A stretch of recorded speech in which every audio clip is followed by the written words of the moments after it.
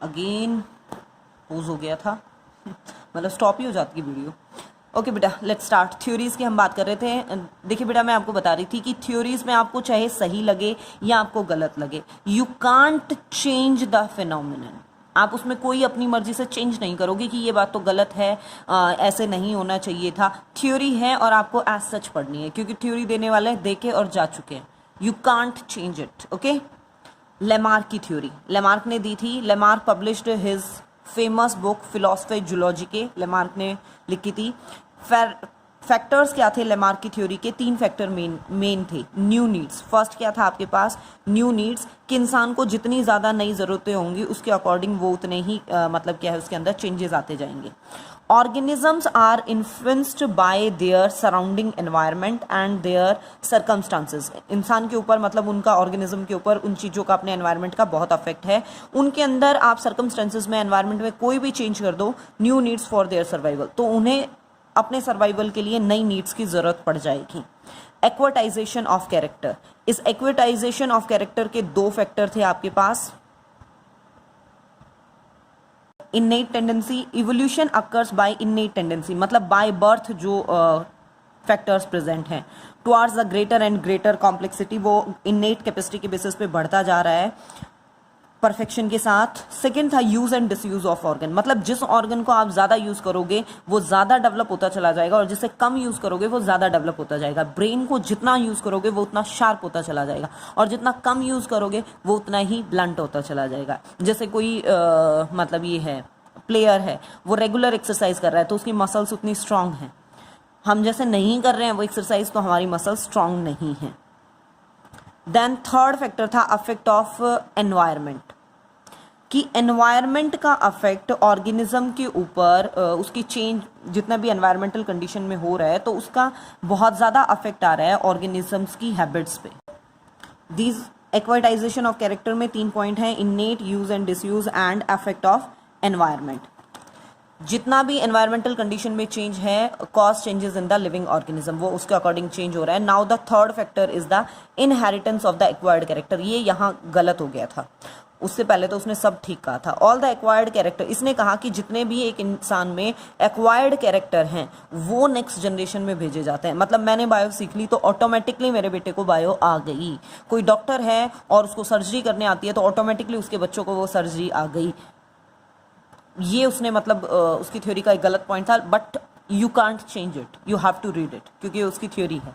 Example और explanation of the theory जो उसके फेवर के पॉइंट थे। फॉर एग्जाम्पल जिराफ को लेकर उसने एक्सप्लेन किया कि जिराफ मैमल है, उसकी बहुत लंबी गर्दन है, 4 लिम्स लंबे हैं, इट हैज़ इवॉल्व फ्रॉम, लेकिन वो एक स्मॉल 4 लिम्स और नेक वाले एंसेस्टर से डेवलप हुआ है। जो ये एंसेस्टर थे वो बैरन प्लेस में, बैरन मतलब खाने पीने के लिए नहीं है इतना, वैसे बैरन का मतलब है जहाँ लाइफ ही एग्जिस्ट ना कर रहे हो, मतलब यहाँ पे है, यहाँ पे इसकी सेंस आएगी कि जहाँ खाने पीने के लिए इतना नहीं था, सूखा पड़ा हुआ था। ओनली मतलब जो पेड़ों के पत्ते थे ऊपर की साइड सिर्फ वही अवेलेबल फूड था और जिराफ ने कंटिन्यूस उन पत्तों को खाने के लिए अपनी गर्दन को स्ट्रेच किया, अपनी नेक को, 4 लिम्स को स्ट्रेच किया और the acquired character increase in 1 generation, धीरे धीरे वो गर्दन बढ़ती चली गई और एज सच वो कैरेक्टर नेक्स्ट जनरेशन में पास होते चले गए और जो लंबी गर्दन वाला जिराफ है वो प्रोड्यूस हुआ। सेकेंड एग्जाम्पल स्नेक, जो एंसेस्टर हैं स्नेक के वो लिजार्ड लाइक, मतलब पेयर ऑफ लिम्स उनके थे, लेकिन उनके कंटिन्यूस एफर्ट्स के कारण वो बर्रों में रहना शुरू कर दिया था, क्रिवाइसिस दरारों में रहना शुरू कर दिया और वो उनके जो लिम्स थे वो वहाँ पे अटकना शुरू हो गए थे, तो धीरे धीरे वो लिम्स का लॉस हो गया। Then you can cite the example of the aquatic bird has developed from the terrestrial bird से ही वो बने हैं। प्रोटेक्शन के लिए फूड की तलाश में वो पानी में चले गए थे और उन्होंने पानी में धीरे धीरे अपने टोज को यूँ स्ट्रेच करना शुरू किया पानी पे फ्लोट करने के लिए और उनकी जो स्किन थी, बेसल स्किन, वो धीरे धीरे मतलब स्प्रेड हो गई उन टोज के बीच में और जिसकी हेल्प से वो इजीली फ्लोट कर पाए। डियर का अगर लेना चाहें, जो प्रेजेंट डे डियर है उसकी स्पीड बहुत मतलब तेज है, वो रन कर सकता है बहुत तेज, वो धीरे धीरे अपने मतलब वो शुरू में इतना तेज नहीं दौड़ सकता था लेकिन अपने एनिमी से बचने के लिए उसने वो स्पीड धीरे धीरे गेन कर ली, एक जनरेशन से दूसरे जनरेशन में पास हो गई। ये थे फेवर के पॉइंट। नाउ द क्रिटिसिज्म, मतलब ये तो उसके एग्जाम्पल थे। Now see the criticism of the theory, evidences for the, ये अब हम बात करेंगे जो सारे उसके फेवर के पॉइंट होंगे, ठीक है। Inheritance of acquired character, formation of germ cell from somatic cell, somatic cell से जर्म सेल का बनना। In certain cases somatic cell produce, कुछ केसेस में सोमेटिक सेल भी जर्म सेल बना देती हैं। फॉर एग्जांपल वेजिटेटिव प्रोपेगेशन की अगर हम बात कर रहे हैं प्लांट्स के अंदर या एनिमल्स के अंदर, हम रीजनरेशन की बात करें तो वहाँ ये होता है, जैसे रीजनरेशन प्लेनेरिया में एक छोटा सा सोमेटिक पार्ट पूरा नया ऑर्गेनिज्म बना रहा है। प्लांट्स के अंदर वेजिटेटिव पार्ट से नेक्स्ट जनरेशन फ्लावर तक बन जाता है।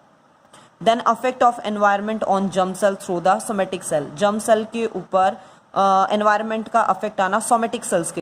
हैरिसन नाम के साइंटिस्ट थे, उन्होंने एक डार्क वेराइटी ऑफ मोथ मतलब एक लोकेलिटी में देखा where the food plants are infected by manganese, जहाँ पे फूड प्लांट्स मैग्नीज मतलब जो वो मोथ जिन प्लांट्स के ऊपर डिपेंडेंट थी खाने के लिए, उनके ऊपर मैग्नीज का स्प्रे था, इंडस्ट्रियल स्मोक था जिसमें मैग्नीज था।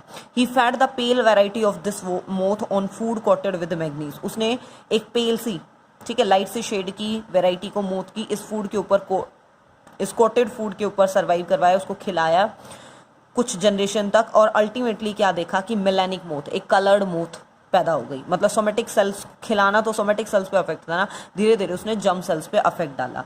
Now third, affect of environment directly on germ cells, यहाँ पे तो था सोमेटिक सेल के थ्रू, यहाँ जर्म सेल का डायरेक्ट अफेक्ट। टॉवर नाम के साइंटिस्ट थे, expose some potato beetle to abnormal condition, उसने कुछ पोटैटो बीटल्स को अलग अलग टेम्परेचर कंडीशन पे रखा, ह्यूमिडिटी पे रखा, जब उनके रिप्रोडक्टिव ऑर्गन डेवलप हो रहे थे उस टाइम पे।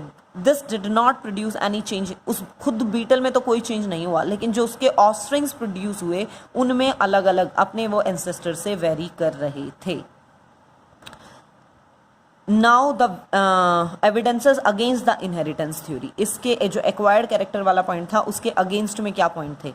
वेजमैन theory, Weismann gave the theory of continuity of germ cell, उसने ये कहा कि जर्म सेल्स ही हैं जो एक जनरेशन से दूसरी जनरेशन में पास हो रही हैं, according to which only germ cells can be transmitted to the next generation, सिर्फ जर्म सेल ही एक जनरेशन से दूसरी जनरेशन में पास होती हैं, सोमेटिक सेल को पास नहीं किया जा सकता। Weismann views hold good in many cases, उसने एग्जाम्पल भी दिए, जैसे बोरिंग ऑफ एक्सटर्नल ईयर, जैसे हम ये कान में नाक में छेद करते हैं, तो क्या कोई ऐसा बच्चा होता है जिसमें ऑटोमेटिकली ये छेद मतलब पैदा हुआ हो और ये कान और नाक जो हम छेद करते हैं वो ऑलरेडी हो, हमें हर बार वो करना पड़ता है क्योंकि वो सोमेटिक कैरेक्टर है, वो पास नहीं होता।